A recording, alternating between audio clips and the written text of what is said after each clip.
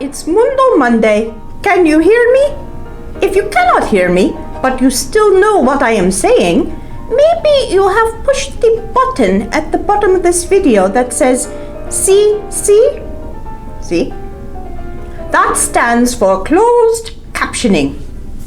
Then the video will show the words that I am saying. Usually they get it right. Typed out at the bottom of your screen. Closed captioning is one way to help people who have trouble hearing or can't hear at all to understand what is happening on the screen. If I can interrupt here, as someone with a neurodivergent brain, I like to watch videos with closed captioning on too, because it helps my bouncy brain to follow along better. Well, sure, there are many reasons to use closed captioning, but what if you couldn't read? You can still hear, so you would still know what I'm saying. That's true. Sometimes I've seen videos or comics in languages I don't read, and I've still enjoyed them because I understood the pictures. In fact, some of my favorite picture books don't have any words at all. Yes, it's all well and good that you can enjoy things without sound, but what if you had no choice? You have to admit that some things in this world are a lot harder for people who can't hear to do when so much is made with people who can hear in mind instead. Me, for example. You? What's wrong with you? Nothing's wrong with me. I am what I am. But if you cannot hear me and you cannot read closed captioning, how do you know what I'm saying? No. People can read lips looking at your mouth to see the shape of the words. I don't have lips. I have a deep moving canyon. It doesn't curl up like yours does when you say oh, for example. Oh. I also don't have hands, so I can't use those to talk either. What are you doing? It's a turtle, see? See its little head poking out of its shell? I had a cousin who was deaf. She could only hear the slightest sounds, not enough to understand spoken speech, so she communicated with ASL, or American Sign Language, a language that uses hand and body motions and facial expressions instead of spoken words. Once at a picnic she found a turtle, and this is how she told everyone about it. I've never forgotten that sign. Do you know any more ASL? A little. Not enough to be fluent. I've always wanted to be, but I didn't see Janessa, that's my cousin, enough to practice, and I never had the perseverance to learn on my own. Well, now is as good a time as any to learn. This week is the International Week of the Deaf, so we want to raise awareness that just because someone can't hear with their ears doesn't mean they should have to miss out on the fun things hearing people take for granted. Like music. Well, you could translate the words into ASL, but how do you translate music into sign? You don't. You feel music another way. Let's read and find out. Moses Goes to a Concert, written and illustrated by Isaac Millman. Moses plays on his new drum. He can't hear the sounds he is making because he is deaf, but he feels the vibration of the drum through his hands. He's taken off his shoes so he can feel it through his feet, too. And he's got a little bit of sign language to teach you here on every page. I play the drum. I play the drum. Today, Moses is going on a field trip. His teacher, Mr. Samuels, is taking him and his classmates, who are all deaf, to a young people's concert. As the children climb onto the bus, they wonder what is inside Mr. Samuel's black bag. A big surprise, said Mr. Samuels. The teacher has a big surprise. Big surprise. Did you surprise? On the bus, Moses signs to his friend, "John, my parents gave me a new drum." And John signs back, "I got one too." This is an important one to learn. My friend. Children from all over the city are coming to the concert. Moses and his friend John wait for their class to get off the bus so they can go inside together. Mr. Samuels leads them to their seats in the first row. Across the stage, in front of the orchestra, are all the percussion instruments. Children, the percussionist is a friend of mine, signed Mr. Samuels. What's a percussionist? Anna signs back. A musician who plays an instrument such as a drum or cymbals or even a piano, replies Mr. Samuels. It's a banging instrument. Loud, musical sound. A young woman walks onto the stage. Everyone stands up to applaud. Some of Moses' classmates wave instead of clapping. The percussionist smiles and bows to the audience. We wave and applaud. Of course, in deaf communities, since nobody can hear that, it's harder to see. This is how they applaud! Yay, making lots of visual noise. She has no shoes, Moses signs in surprise. The teacher smiles and signs she is deaf too. She follows the orchestra by feeling the vibrations of the music through her stocking feet.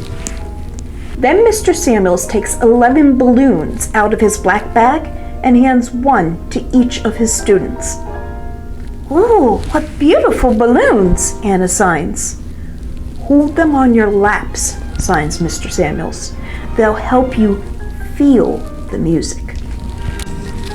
11 beautiful balloons. Blow up the balloon. The conductor turns to face the orchestra and raises his baton. The percussionist strikes a huge gong and the concert begins. The percussionist watches the conductor and moves from one instrument to the next, striking each to make a sound. Moses and his classmates hold their balloons in their laps. They can feel the music as their balloons pick up the vibrations. I feel vibrations. You've put your hands on the speaker that was playing some loud music and felt the vibrations of that music? You should try it sometime. Grab yourself a balloon while you're listening to loud music. See if you can feel the vibrations in the balloon, as the children in this book do. When the concert is over, Mr. Samuels has another surprise. He takes the children on stage to meet his friend, Ms. Marjorie Elwyn. She'll tell you how she became a percussionist, signs Mr. Samuels. My friends and I are deaf. So you're making a D. D for deaf. Deaf. I became seriously ill at the age of 7, signs Ms. Elwyn. And when I recovered, I found out that I'd lost my hearing. I was deaf. What did you do then? Signs Moses. I worked hard. My heart was set on becoming a percussionist. And I did. Now you can play on the musical instruments, Ms. Elwyn signs. Come with me, children. Anne plays on the marimba. Beverly strikes a triangle. Mark pounds the floor tom and the cymbals. Diane beats the tom-toms. John hits the snare drum. And Moses thumps the bass drum. David strikes the gong and Tommy and Susie play on the tubular bells, while Steve bangs the kettle drum and Maria plays the congas. "Children, we have to go," Mr. Samuels announces after a while. "Ms. Elwyn has to get ready for another concert." Moses and his classmates sign thank you, and they wave goodbye to Ms. Elwyn. Thanks. Goodbye. Of course, you all know goodbye already, don't you? Should know that one. On the bus on the way home, Moses signs, "It was so much fun." So much fun. That night, Moses tells his parents about the concert. Here is what he says. When you set your mind to it, you can become anything you want when you grow up.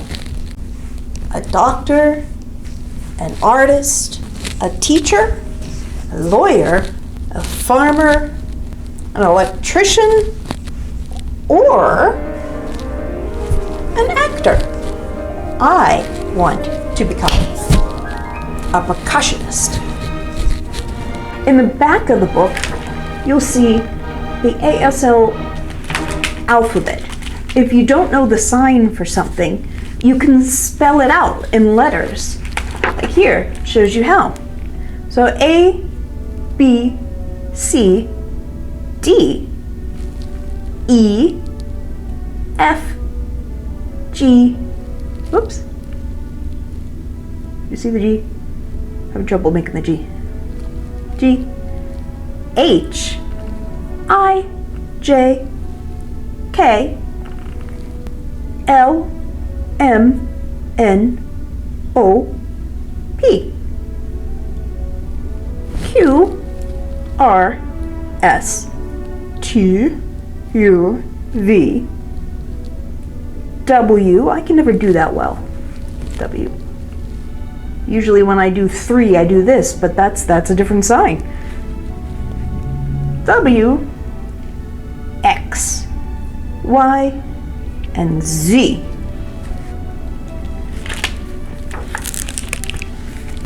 Did you know the percussionist in this story is based on a real person, Evelyn Glennie, whom Isaac Millman saw in concert in New York City, which inspired him to write this book? Believe it or not, there are and have been many famous musicians who were deaf or hard of hearing, the most famous of whom was Ludwig von Beethoven, whose music has been playing in the background of this video if you can hear it.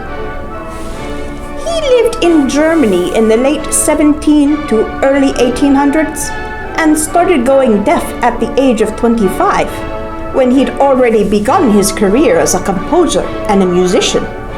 But that didn't stop him. In fact, he wrote his 9th symphony, which is regarded as one of the greatest pieces of music of all time, when he was nearly completely deaf. Some musicians, like Beethoven, learned music before they lost their hearing. Some even lost their hearing because they played their music too loud. But others could never hear, but fell in love with music anyway through feeling the vibrations. Which just goes to show, as Moses said, "Do you mind doing this for me? I still don't have hands." You can become anything you want when you grow up.